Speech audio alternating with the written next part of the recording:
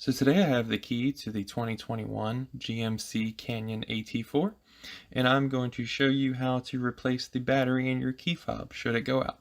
So the AT4 features an old school manual key, but it has a fob which allows you to unlock and lock the doors, as well as remote start the vehicle, and if you want, a panic button.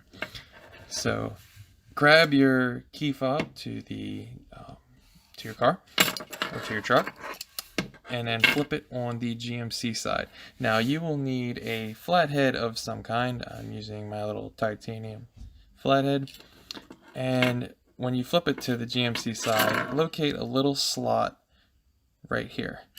Put your little flathead there, and you're just gonna pop the GMC top, and it's going to reveal the battery. Now it is a CR2032 battery. I'll put a link in the description for the battery so you don't have to go hunting for it.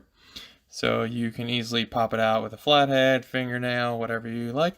Just try not to use your fingertips on the other side of the battery, because when you install it, that can diminish the life of the battery from the oils in your finger. So if you were to reinstall the battery, just clamshell back the key.